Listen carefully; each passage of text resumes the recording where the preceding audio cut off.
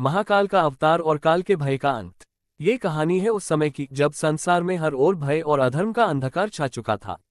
लोग मृत्यु के भय से कांपते थे, समय के प्रति उनके मन में असुरक्षा का भाव था।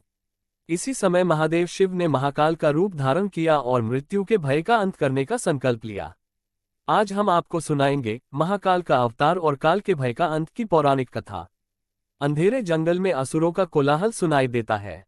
एक वृद्ध ऋषि अंधकार में फंसे हुए हैं, उनके चेहरे पर भय का भाव है।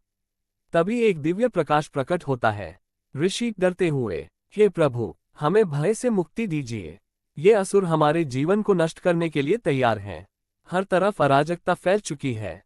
ऐसा लगता है कि अधर्म ने धर्म को समाप्त कर दिया है। इस प्रकार ऋषि और संतों ने मिलकर महादेव का आह्वान किया। भगवान शिव ने उनकी पुकार सुनी। उन्होंने अपनी तीसरी आंख खोली और महाकाल के रूप में प्रकट होने का निर्णय किया। भगवान शिव कैलाश पर्वत पर ध्यान की मुद्रा में बैठे हैं। उनका शरीर शक्ति और करुणा से प्रज्वलित है। उनके चारों ओर ऊर्जा का एक तेज प्रकाश फैलता है। धीरे धीरे शिव का रूप भयानक महाकाल का रूप धारण करने लगता है। महाकाल का रूप धारण करते ही शिव का शरीर असीम शक्ति और क्रोध से भर उठा। उनके नेत्रों से प्रचंड अग्नि निकल रही थी, मानो समस्त संसार को भस्म कर देगी। महाकाल का ये रूप काल को भी भयभीत कर देने वाला था। महाकाल गूंजती हुई आवाज में, हे असुरों, तुमने धर्म और सत्य का अपमान किया है। अब मैं महाकाल तुम्हारे पापों का अंत करने आया हूं। मृत्यु के भय से जो डरे हुए हैं, उन्हें मैं इस भय से मुक्त करूंगा। असुर महाकाल के स्वरूप को देखकर डर से कांप उठते हैं। उनके नेता दानव राक्षस भय से कांपते हुए महाकाल के सामने झुक जाता है।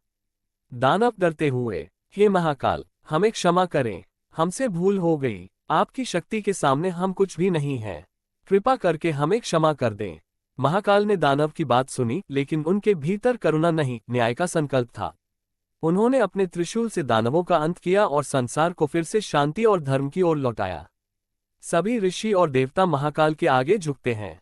संसार में प्रकाश और शांति का संचार होता है। ऋषि कहते हैं, हे महाकाल, आपने मृत्यु के भय का अंत कर दिया। आपने हमें ये सिखाया कि सत्य और धर्म के मार्ग पर चलने वालों को कभी मृत्यु से भयभीत नहीं होना चाहिए।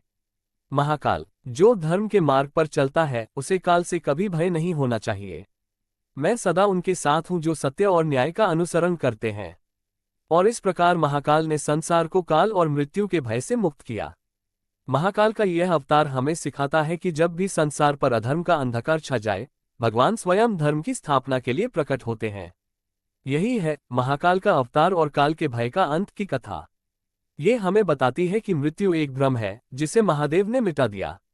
महाकाल के रूप में शिव ने हमें सिखाया कि जीवन और मृत्यु दोनों ही भगवान के नियंत्रण में है, और जो धर्म के मार्ग पर अडिग रहता है उसे किसी का भय नहीं होता।